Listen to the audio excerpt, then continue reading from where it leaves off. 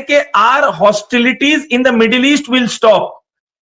यानी वो ये नहीं कह रहा है कि ईरान से हमारी बात हो रही है तो ईरान से हम नहीं लड़ेंगे। वो कह रहा है कि पूरे मिडिल ईस्ट के अंदर, पूरे वेस्ट एशिया में, पूरी गल्फ खाड़ी में जहां जहां हमने रेजिस्टेंस फोर्सेस से मुकाबला कर रहे हैं वहां पर हम हॉस्टिलिटीज बंद कर देंगे। यानी अपनी तरफ से हमला करना और उन पर जुल्म करना बंद कर देंगे। ये उसका ट्वीट है, डोनाल्ड ट्रंप का ट्वीट है। ये नहीं कह रहा है कि ईरान से हॉस्टिलिटीज, अगर आप गौर करेंगे ईरान से हॉस्टिलिटीज बंद करने की बात नहीं रही, मिडिल ईस्ट से।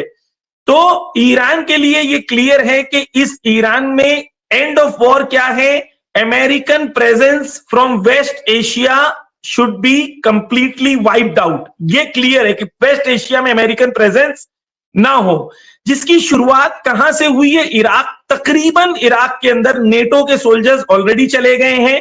इराक की अमेरिका, जिसको दुनिया का सुपर पावर कहा जाता था, हाथ जोड़ के 24 घंटे के लिए सीज फायर मांग रहा है कि भाई 24 घंटे की मोहलत दो, हमें इराक से निकलने दो। ये इराक में अमेरिकन की हालत है। देखिए बुशरा जी, उनका दुनिया में सबसे बड़ी एम्बेसी जो है वो इराक में है, बगदाद में।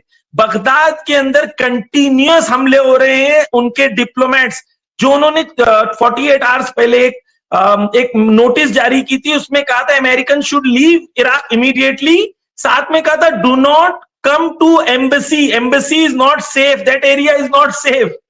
5,500 लोग उस इराक के अमेरिकन जो हैं वो वहां रहते हैं, उनके एम्बेसी में 5,500 लोग। ईरान, जो इराकी हश्द शाबी है, वहां का रेजिस्टेंस फोर्स है, उसने एक वीडियो रिलीज किया। उस वीडियो के अंदर पूरे उनकी एम्बेसी के वीडियो रिकॉर्डिंग्स इनके ड्रोन ने जाके किया और ड्रोन ने जाके वो करके रिलीज किया है।